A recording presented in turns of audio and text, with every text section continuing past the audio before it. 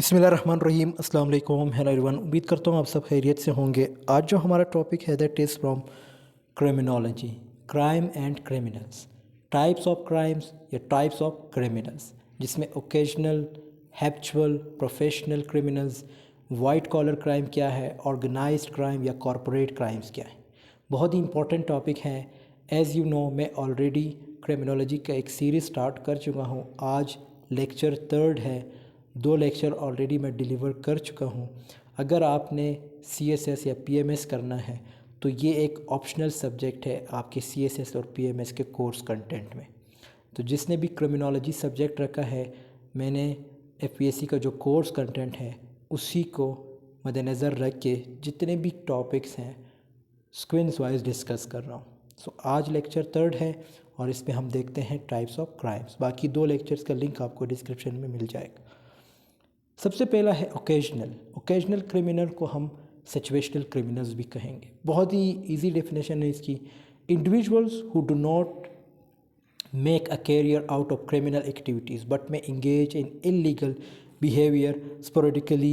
These individuals typically have other legitimate means of income or livelihood and commit crimes under certain circumstances or opportunities।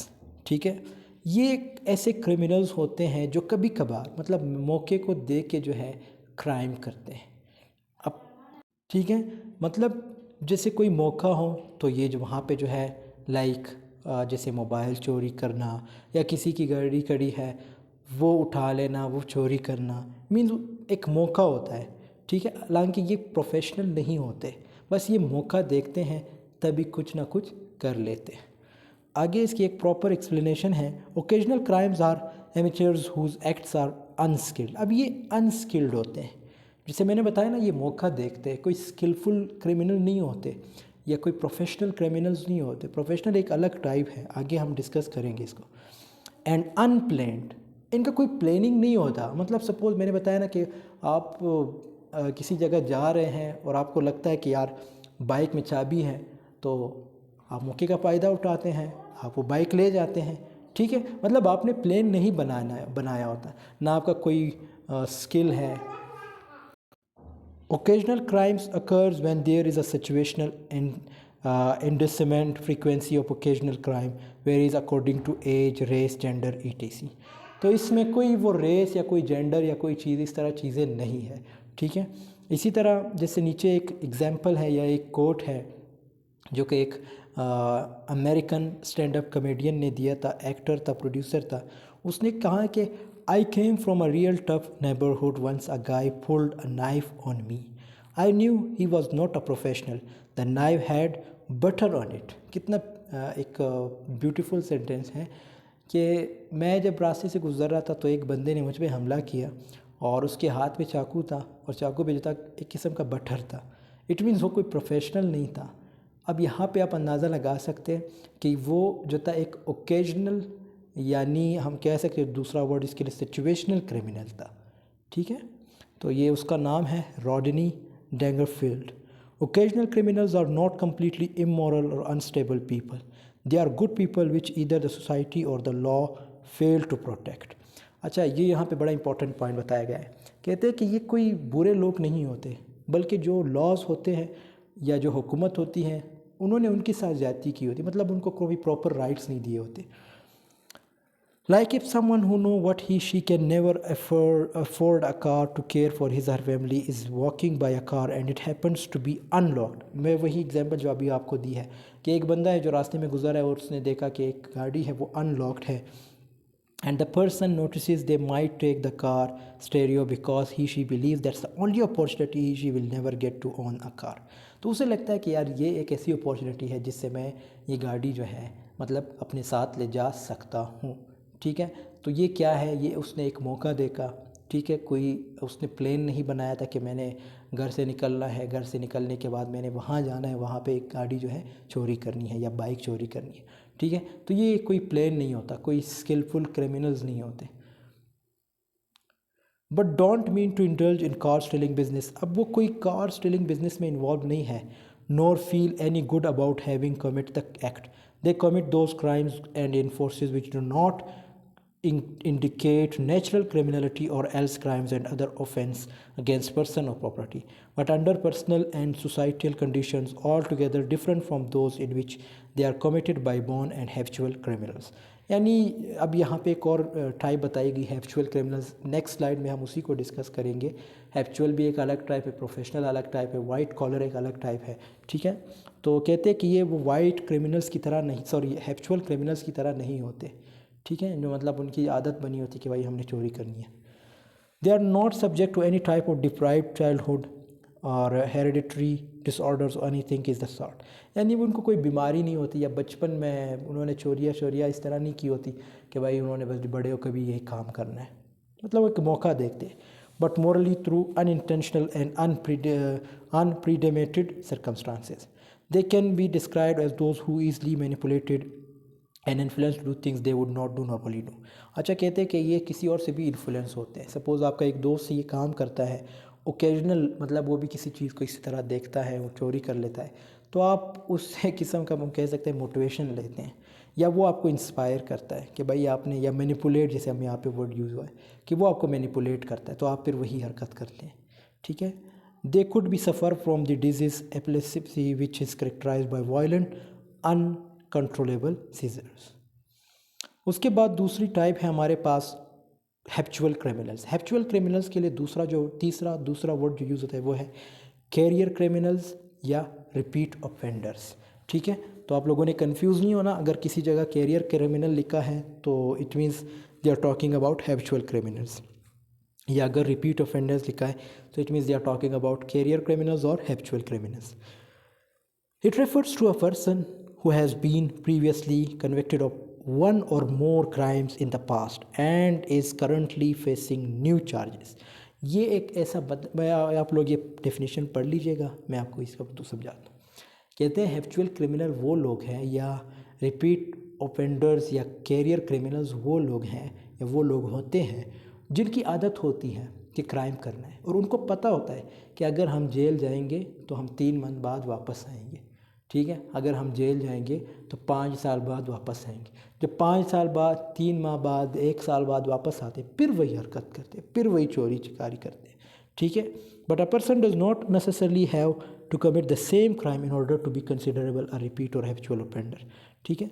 तो कहते हैं कि भाई वो अगर एक बंदा है उसने गाड़ी चोरी की, तो ज़रूरी नहीं है कि जब वो जेल से बाहर आएगा या वो पकड़ा जाएगा तो जब जेल से बाहर आएगा तो अगेन वही गाड़ियाँ चोरी करेगा। वो अपने क्राइम्स को बदल भी सकता है, वो कुछ और भी कर लेगा, मतलब उसकी आदत बनी है कि वो भाई उसने क्राइम करना है, ठीक है।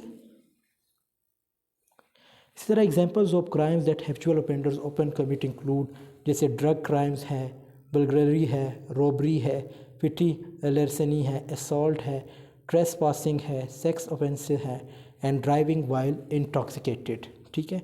यहाँ पे कुछ बंदों के एग्जांपल दिए गए हैं जिसमें चार्ल्स मैनसन है, ये एक अमेरिकन था, ठीक है।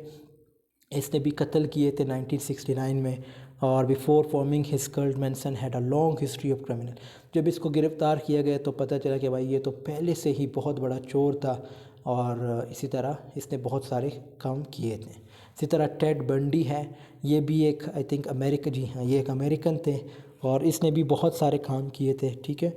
ये एक सीरीज ऑफ मर्डर्स था, स्केपिंग फ्रॉम कस्टडी ट्वाइस, और 2 दफ़ा कस्टडी से जो है फ़रार भी हुआ था, and continuing his killing spray, ठीक है। तो ये एग्जांपल आप लोगों ने ज़रूर देने हैं, एक अच्छा इंप्रेशन पड़ेगा एग्जामिनर पे। ये नाम आप लोगों ने मेंशन करने, सारे एग्जांपल याद करने की ज़रूरत नहीं, आप 2-3 याद कर ले बहुत है, मैंने वैसे 3-4 दिए हैं। जैसे एलिन वॉर्नमोस है, ठीक है, ये एक एग्जांपल है, आप लोग लिख सकते हैं। इसी तरह उज़ैर बलोच है पाकिस्तानी, जो आप लिख सकते हैं, बैकग्राउंड उसका थोड़ा बहुत डिस्कस हुआ है, ठीक है। तो ये भी एक हैबिचुअल क्रिमिनल था।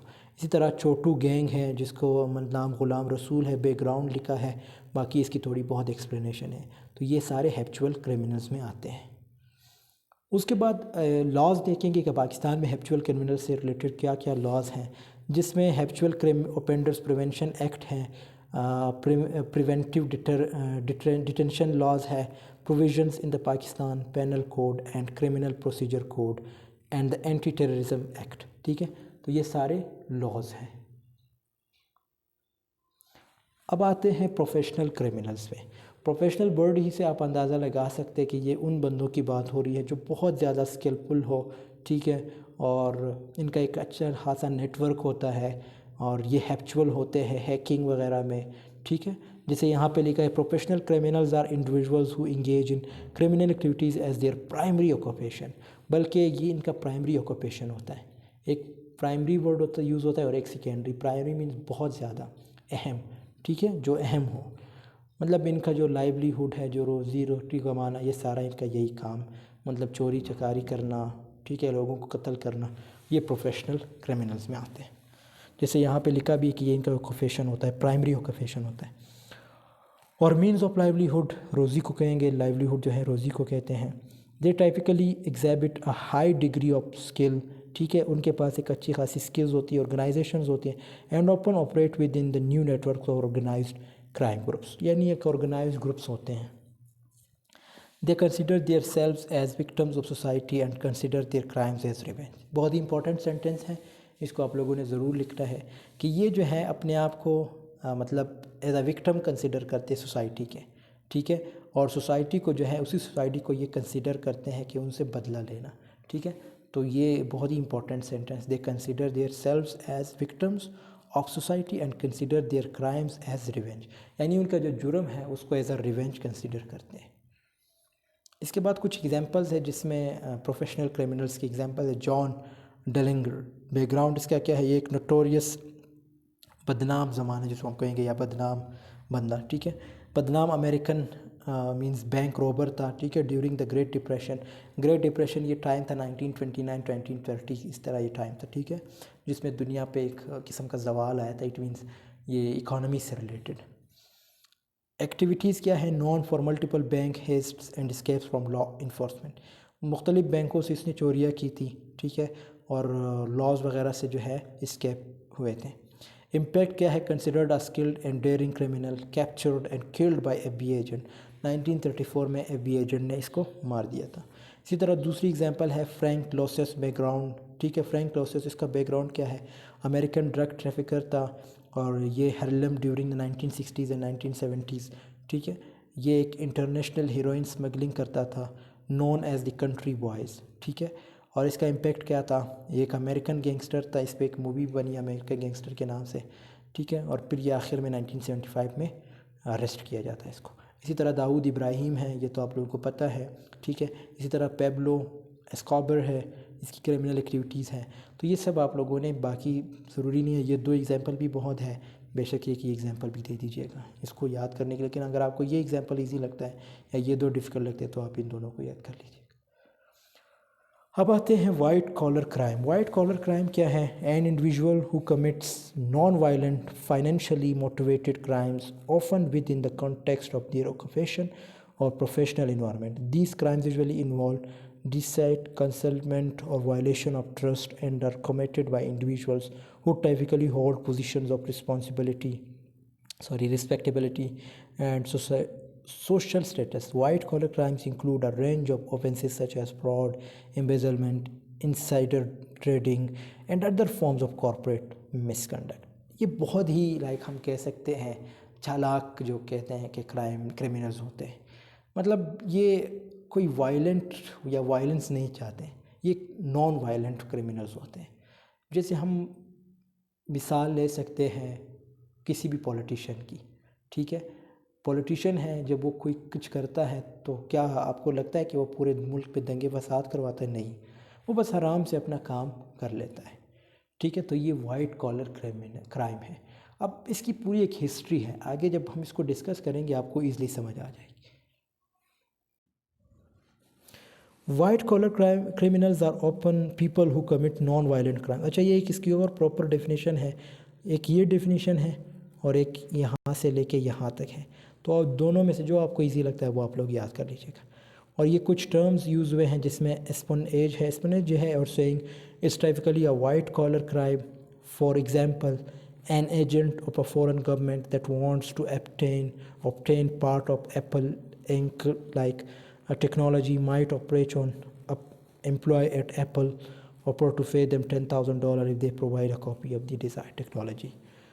ठीक है। ये भी वाइट कॉलर क्राइम में आता है। सपोज़ एक बंदे ने टेक्नोलॉजी, एक मुल्क ने टेक्नोलॉजी बनाई और वहाँ पहुँचते हैं, किसी को ब्राइब करते हैं, किसी को रिश्वत देते हैं, एक अच्छी खासी अमाउंट देते हैं ताकि वो उस चीज़ की कॉपी आपको प्रोवाइड कर सके। जैसे मोबाइल है, मोबाइल की एग्जांपल ली गई है, तो ये क्या है, ये इसको हम कहेंगे एस्पेनेज। ठीक है, तो ये भी वाइट कॉलर क्राइम है। इसी तरह बर्नी मैडॉफ है, ये एक लड़के बंदे का नाम है। He ran a Ponzi scheme which is a type of fraud. ये पोंजी स्कीम की एक प्रॉपर डेफिनेशन है। ये किस्म का फ्रॉड है where he took money from new investors to pay return to earlier investors. यानी जो न्यू इन्वेस्टर्स हैं उनसे पैसे लेना ताकि नए इन्वेस्टर्स को जो है वो अदा कर सके, making it look like his investments were very successful. और इससे जो है इसकी जो इन्वेस्टमेंट है उसमें अच्छी खासी इजाफा हुआ था। ठीक है, in reality there were no actual profits and he ended up cheating people out of billions of dollars. जैसे ये ऑनलाइन आप लोगों ने देखा होगा कि कुछ ऐप्स वगैरह होते हैं, ये भी हम कह सकते हैं कि वाइट कॉलर क्राइम में आते हैं। इसके पीछे भी बहुत सारे लोग बैठे होते हैं, ठीक है, जो ये कर रहे होते हैं। जैसे हम कह सकते हैं बाइनेंस का एग्जांपल तो हम नहीं ले सकते, बाइनेंस भी आप ले सकते हैं। जैसे और कुछ ऐसे ट्रेडिंग ऐप्स हैं वो भी इसमें आ जाते हैं। इन 1940 एडवेन सदरलैंड क्लेम दैट, अब यहाँ से इसकी हिस्ट्री स्टार्ट होती है कि ये वाइट कॉलर क्राइम किस तरह स्टार्ट हो। इसमें एक बंदे का नाम आप लोगों ने याद करना है, एडवेन सदरलैंड क्लेम दैट। अच्छा, ये पूरे पैराग्राफ का मतलब ये है, ये आप लोग पढ़ लीजिए। इसका मतलब ये है कि ये जो बंदा था एडवेन सदरलैंड, ठीक है, इसने क्या किया, इसने देखा कि भाई हम जो है हमेशा वर्किंग क्लास लोगों पे जो है हाथ डालते हैं, लेकिन हमने कभी ये सोचा ही नहीं कि भाई जो हाई लेवल के लोग होते हैं, जैसे ये पॉलिटिशियंस हैं, आर्मी मैन है, इसी तरह दूसरे जो लोग हैं, MPAs हैं, MNAs हैं, ये जब वायले क्या क्राइम करते हैं हमें कैसे पता चलेगा, या इनको कैसे इनका सुराग कैसे लगाना, या इन पे आज तक किसी ने लिखा भी नहीं था। तो इसने एक बुक भी लिखा था, द वाइट कॉलर क्राइम, 1949 में लिखा गया है। ये बुक आप लोगों ने ज़रूर पढ़नी है।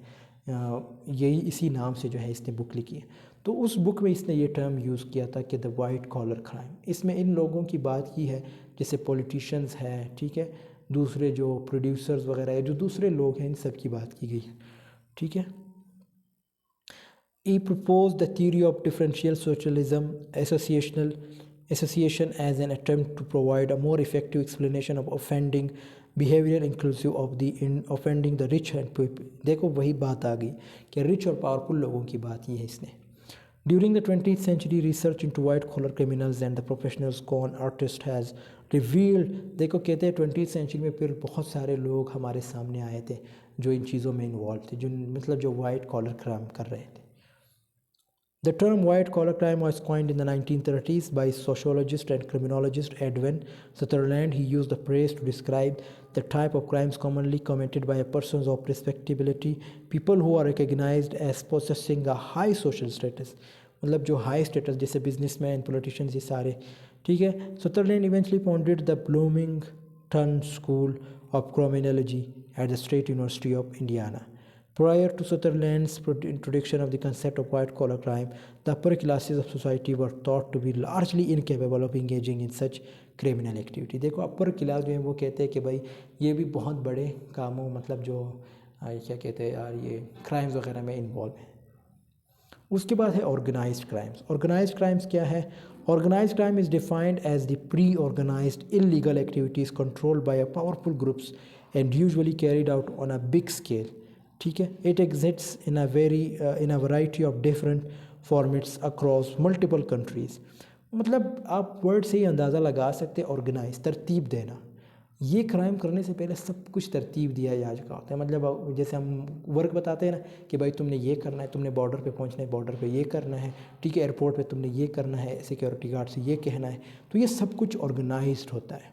ठीक है, ये इसको कहते हैं ऑर्गेनाइज्ड क्राइम्स। इसमें फिर डिफरेंट पार्टीज़ आ जाती है, उनको पैसे मिलते हैं, उनको ब्राइब किया जाता है।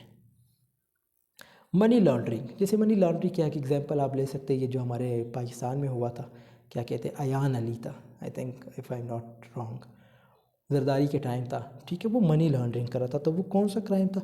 ऑर्गेनाइज्ड क्राइम था। मतलब सब कुछ ऑर्गेनाइज्ड किया गया था, उसको ले जाना या उसको किसी तरह बाहर भेजना, लेकिन वहाँ पे जो सिक्योरिटी होता है वो उसे रोक लेता है, या वो उस सिक्योरिटी जो था उस प्लेन का हिस्सा नहीं था, ठीक है। तो समटाइम्स कुछ ना कुछ गड़बड़ हो जाती है ऑर्गेनाइज्ड क्राइम्स में, लेकिन अमूमन सब कुछ जो है तरतीब दिया जाता है, फिर उसके बाद ये जो है ये क्राइम किया जाता है। जैसे ड्रग ट्रैफिकिंग है, ह्यूमन ट्रैफिकिंग है, साइबर क्राइम है, मनी लॉन्ड्रिंग है, एक्सटोर्शन है, आर्म्ड रॉबरी है, काउंटरफेयरिंग है, मनी लॉन्ड्रिंग है। अब अगर हम इसकी हिस्ट्री देखें, हिस्ट्री ऑफ ऑर्गेनाइज्ड क्राइम्स, ये आप लोग थोड़ा पढ़ लीजिएगा, इजी है, ठीक है। अमेरिका से रिलेटेड है ये दोनों पैराग्राफ्स यहाँ तक, ये ठीक है। इसके बाद ये कुछ एक और एग्जांपल है, द याकुज़ा, ये एक जापानीज़ था, ठीक है। और इसकी एग्जांपल ली गई है कि ये किस चीज़ में इन्वॉल्व था, ड्रग ट्रैफिकिंग में, आर्म स्मगलिंग में, ठीक है, ह्यूमन ट्रैफिकिंग में एंड एक्सटॉर्शन, और इसका असर रसूख अब भी जापान में मौजूद है। तो इसका जो एक पूरा ग्रुप बना हुआ है, ऑर्गेनाइज्ड है, ठीक है। उसके बाद जो लास्ट है वो है कॉरपोरेट क्राइम्स। के आगे भी कुछ टाइप्स हैं, हम खुद देखते हैं। और कॉरपोरेट क्राइम्स क्या है, इट रेफर्स टू इलीगल और unethical actions committed by company और इंडिविजुअल्स। ये क्या है कि एक कंपनी होती है या कुछ लोग होते हैं, कुछ ऐसे लोग होते हैं जो कुछ ना कुछ ऐसा गलत कर जाते हैं, लोगों की ज़िंदगियों से खेलना, मतलब उन्हें कोई फ़र्क नहीं पड़ता, वो ये क्राइम कर जाते हैं। Typically to gain financial advantage, उन्हें पैसों से गर्ज होता है। हम इसकी बेस्ट एग्जांपल बिजनेसमैन को ले सकते हैं, ठीक है। ये जो मेडिकल कंपनीज़ हैं या ये जो दवाएँ बनाती हैं, ठीक है, अद्वियात वगैरह बनाना, ठीक है, ये इन कामों में बड़े एक्सपर्ट होते हैं। These crimes often involve violations of laws and regulations. ये रूल्स की वायलेशन भी करते हैं, such as fraud, environmental harm, safety breaches and corruption, and can result in significant harm to consumers, employers, investors and the public. Example क्या है, Wells Fargo, इसका crime क्या था, फ्रॉडुलेंट अकाउंट ओपनिंग, ठीक है, मतलब धोखाधड़ी से बहुत सारे अकाउंट खुलवाना। Details, Wells Fargo employees created millions of unauthorized bank and credit card accounts. इन्होंने millions unauthorized और बैंक क्रेडिट कार्ड अकाउंट खुलवाए थे, इसके जो एम्प्लॉयज़ थे, in customers names without their consent to meet aggressive sales targets. मतलब किसी customer के नाम पे, उस बेचारे को पता भी नहीं था कि इन्होंने हमारे नाम पे अकाउंट बनवाए। This unethical practice resulted in regulatory fines and a diminished reputation for the bank, ठीक है। तो इससे क्या हुआ, इससे जो है वो बैंक भी बदनाम हो जाता है, और लोग, जो बंदा पकड़ा जाता है वो तो ऑलरेडी बदनाम हो जाता है, ठीक है। ग्लेक्सो स्मिथ क्लेन है ये, इसका क्राइम क्या था, हेल्थ केयर फ्रॉड था, ठीक है, ये बंदे का नाम है, ठीक है, ये कंपनी का नाम इधर मेंशन होता है। वर्ल्ड कॉम है, ठीक है, क्राइम क्या था, अकाउंटिंग फ्रॉड था इसका। इसी तरह एनरॉन कॉरपोरेशन है, क्राइम क्या था, accounting fraud and financial manipulation था। एक्सेक्ट स्कैंडल था, ये पाकिस्तान से रिलेटेड है, ये आप लोग पढ़ लीजिएगा, इसमें भी डिप्लोमास वगैरह का जिक्र आता है 2015 में जो है, फिर ठीक है, ये काम हुआ था जिसको हम एक्सेक्ट स्कैंडल कहते हैं। ये भी एक बंदे ने किया था, लोगों को वर्गलाना। आई थिंक 197 कंट्रीज़ इसमें इन्वॉल्व थे, ठीक है, कि 185 इस तरह दुनिया मुख्तलिफ, मतलब पूरे दुनिया को इसने लपेट में लिया था। और फेक जो थे वो डिप्लोमास वगैरह, देखो यहाँ पे लिखा भी है, diploma mail operation. Other forms क्या है, एक लीगलिस्टिक क्रिमिनल्स हैं। लीगलिस्टिक क्रिमिनल्स कौन से होते हैं, are people who commit crimes but follow their own strict rules with while going. For example, member of Mama Pia group might have rules like never cooperating with them. ये वो लोग होते हैं जो भाई कुछ रूल समझाए होते हैं। जैसे एक ग्रुप बना है, वो कहते हैं कि अगर आप पकड़े भी जाते हैं, चाहे आपको कोई भी पकड़ता है, आपने मुंह नहीं खोलना, ठीक है। तो ये लीगलिस्टिक क्रिमिनल्स होते हैं, मतलब आपके साथ कुछ भी हो जाए, आपको मार दिया जाए, आप लोगों ने मुंह नहीं खोलना, तो ये लीगलिस्टिक क्रिमिनल्स। मोरलिस्टिक क्रिमिनल्स क्या हैं, are people who break the law but believe they are doing the right thing based on their own ideas of what is good or fair. For instance, someone might steal or hack into computers. अच्छा, ये वो लोग होते हैं, मतलब कुछ ऐसी चीज़ें होती है जो हमें पता होता है सोसाइटी जो है इस चीज़ को रॉन्ग कंसिडर करती है, लेकिन ये लोग कहते हैं कि भाई नहीं, ये गलत नहीं। जैसे हैकिंग है, ये कहते हैं कि भाई नहीं, गलत नहीं है, अब ये एक क्राइम है लेकिन ये लोग करते हैं, ठीक है। तो ये मोरलिस्टिक क्राइम्स में आता है। फिर psychopathic criminals are often who commit crimes without feeling bad about. ये बड़ा इंपॉर्टेंट टाइप है। इसमें यह है कि कुछ ऐसे लोग हैं जो क्राइम करते हैं मगर उन्हें कोई अफसोस नहीं होता, उन्हें कोई पछतावा नहीं होता, वो ये करते हैं। जैसे यहाँ पे एक एग्जांपल है, a psychopathic criminal might manipulate others into trusting them, then steal from them without feeling any guilty. कुछ लोग होंगे जो आप लोगों ने देखे होंगे, वो आपको आपका भरोसा जीतते फिर आपको हर्ट करते, उन्हें कोई फ़र्क ही नहीं पड़ता, तो ये साइकोपैथिक क्रिमिनल्स होते हैं। अब आप बताएं आप कौन से हैं, साइकोपैथिक तो नहीं है। ऑर्गेनाइज क्राइम्स तो मैं ऑलरेडी डिस्कस कर चुका हूँ पिछले स्लाइड्स में। ये लास्ट हैं जुवेनाइल डिलिक्वेंट हैं। ये इसका क्या मतलब है, ये वो लोग होते हैं जो 18 से कम एज में होते हैं, मतलब क्राइम करते हैं, ठीक है, इनके लिए एक स्पेशल कोर्ट्स बने होते हैं। तो किसी का कत्ल करना, अब इसके पीछे बहुत सारे वजूहात होते हैं, फैक्टर्स होते हैं, जैसे फैमिली इश्यूज़ हैं, पेयर प्रेशर है, सोशो इकोनॉमिक फैक्टर्स हैं, एजुकेशनल चैलेंजेस हैं एंड पर्सनल सर्कमस्टांसेस हैं। इंटरवेंशन है, strategies often aim to address these underlying issues, ठीक है। तो ये सारे जो है फिर इसी में आ जाते हैं। सो दोस्तों, यहाँ पे हमारी वीडियो की एंडिंग होती है। आई होप आपको ये वीडियो पसंद आएगी। पसंद आई तो ज़रूर लाइक कमेंट शेयर कीजिएगा, अपने उन दोस्तों के साथ ज़रूर शेयर कीजिएगा जिनका ख्वाब है CSS PMS, ठीक है। सो ये 3rd लेक्चर था, इंशाल्लाह कल 4th लेक्चर अपलोड हो जाएगा। See the next video, take care of yourself, अल्लाह हाफिज़।